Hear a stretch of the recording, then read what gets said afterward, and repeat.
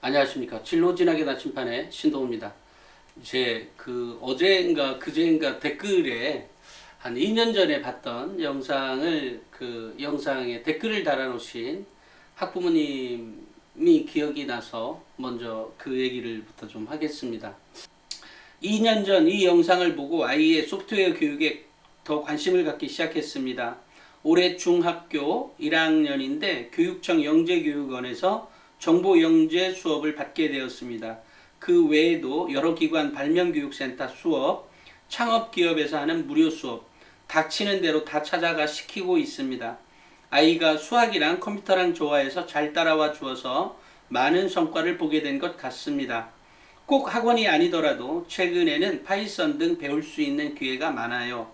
신동우 선생님께 감사의 마음을 전하고자 2년 전에 봤던 영상 다시 찾아보게 되었습니다.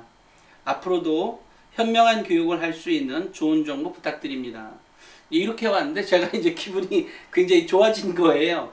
그래, 내가 굳이 이런 영상에 정말 굉장히 많은 사람들이 보는 영상이 아니더라도 이렇게 꾸준하게 뭔가 학부모님들에게 내가 갖고 있는 정보, 실제로 이제 제가 갖고 있는 정보가 꼭 입시에만 있는 것이 아니라 진로에 대한 정보라든지 그런 것들을 많이 보게 되거든요. 다음 미래 세대는 어떻게 되는지, 그 다음 직업들은 어떻게 나오게 될 것인지, 향후 어떻게 학생들이 무엇을 공부를 해야 더 나은 미래가 만들어질 것인지, 이런 것들에 대한 고민이, 그러니까 글을 쓰다 보니까 나오는 자연스러운 현상이죠. 왜냐면 당연히 그 글을 쓴다는 행위는 뭐 다 머릿속에 있는 게 아니잖아요. 뭔가의 자료를 찾아보고 또 뭔가의 자료를 찾다가 또 검색을 해보면 그것보다도 더 다른 또 어떤 내용이 있고 뭐 이런 찾아가는 과정을 여러 번 계속해서 반복하다 보니까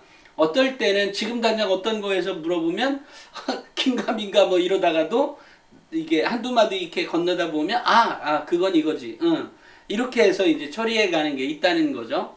그래서 저는 이렇게 우리 이 학부모님처럼 몇 년 전의 영상에서 이렇게 달라졌다는 거. 물론 입시 쪽에도 많이 있죠. 입시 쪽에도 예전에 올렸던 어떤 영상으로 인해서 제가 어떻게 준비를 했고 그래서 뭐 서울대에 합격할 수 있었습니다. 라든지 이런 얘기를 듣게 되면 정말로 기분이 좋지 않겠어요? 또 이런 영상을 촬영하는 이유에 대한 증명을 우리 학생들이 해주고 있는 거죠.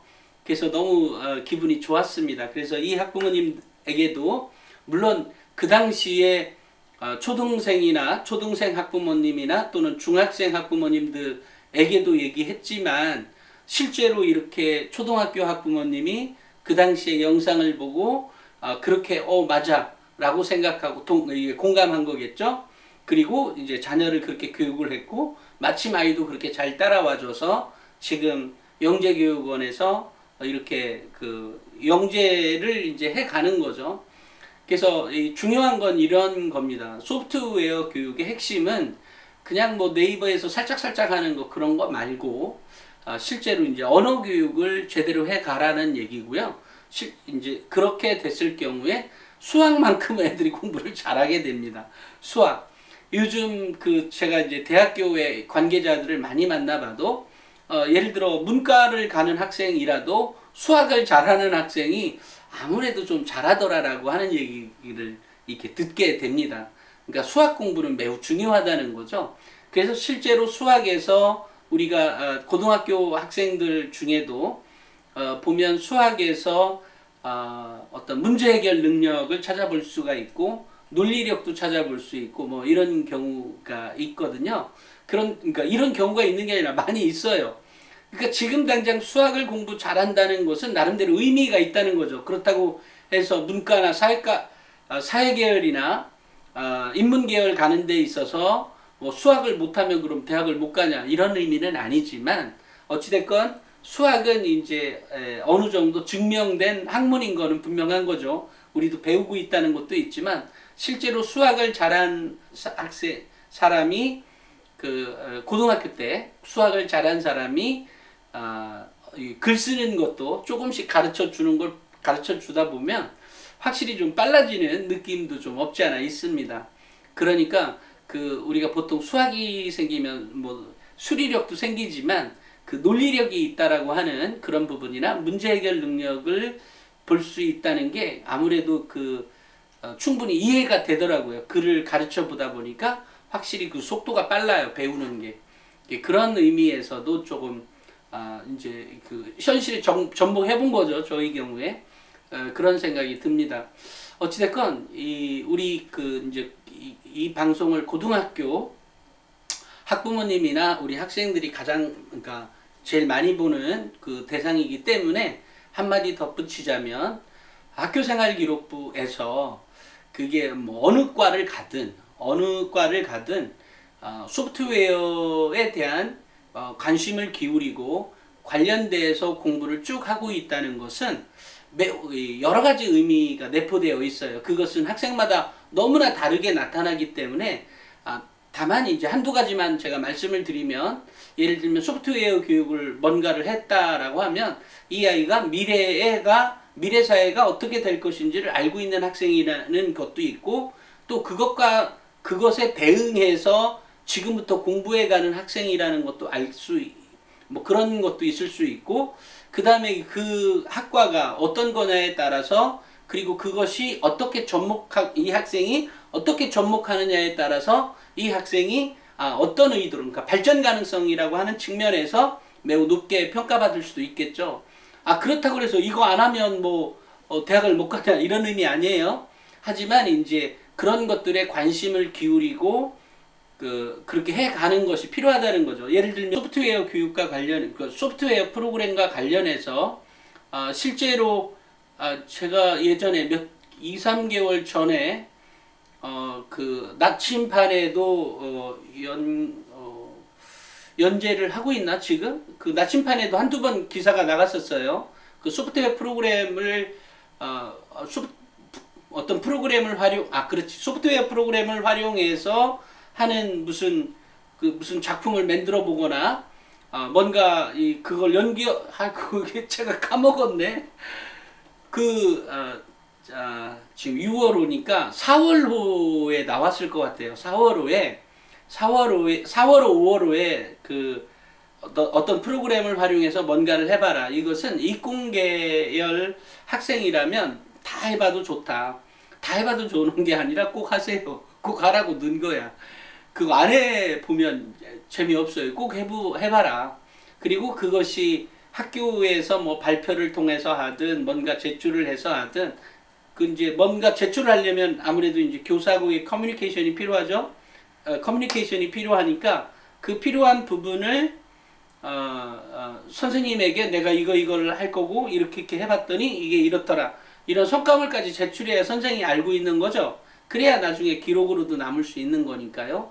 또는 그것을 밤내 어떤 팀원들하고 같이 할 수도 있고 뭐 다양한 형태로 할 수 있습니다. 4월달, 5월달에 2번 연속 나갔던 것 같아요. 네, 나침판에. 그거는